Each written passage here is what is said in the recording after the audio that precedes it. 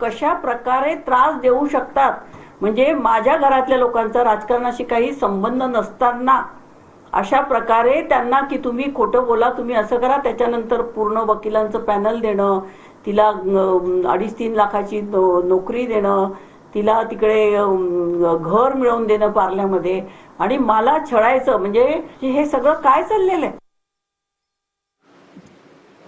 एखादी पीडिता जेव्हा तुमच्या समोर येते, अरे मी पण आई आहे ग, तू नशील, बाईची व्यथा समजते. एक पोरगी येऊन जेव्हा तिच्या लेकराची तू ताटातूट केलीस ना, त्याची हाय तुला लागली आहे. सगळ्या केसेस ही बाई हरली आहे, मला सांगायचंय. चित्रा वाघने जे काय भाजपमध्ये राहून जे कारस्थान केलेलं आहे, मग ती सांगते की फडणवीसांच्या सांगण्यावरनं मी हे कारस्थान केलेलं आहे, या ऑडिओमध्ये तिने सांगितलेलं आहे. तर हे जर कारस्थान चित्रा वाघने केलेलं असेल, फडणवीसांच्या सांगण्यावरनं केलेलं असेल, तर तिने जाहीर माफी मागितली पाहिजे की माझ्या चुकीचा तुम्हाला आणि तुमच्या कुटुंबियांना त्रास झाला असेल. नाहीतर त्यांची हिंमत असेल तर त्यांनी विद्या चव्हाणला जेलमध्ये टाकावं, पण त्रास द्यायचा नाही. अरे ही बाई जिनी आपल्या नातवाला, एका मुलीला तिच्या आईपासून तोडलं, ही मला शहाणपणा शिकवणार?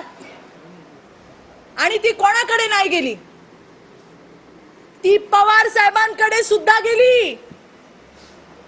महाराष्ट्राचे जाणते राजे सगळ्या प्रश्नांमधले, ती उठून चित्रा वाघकडे नाही आली. त्या पवार साहेबांना पितृतुल्य आहेत असं म्हणणाऱ्या चित्राताई आता त्यांची तुलना कोणाशी करतात? शरद अली? म्हणजे त्यांना निदान मला असं वाटतं त्यांचं सगळं भान हरपलंय की काय कळत नाहीये. अपेक्षा न ठेवता पक्षासाठी काम करणारी कार्यकर्ता मी होते. माझ्या सोबत तुम्ही काय काय केलंय, अजून मूठ झाकलेली आहे, ती उघडायला लावू नका, नाहीतर पवार साहेबांना त्रास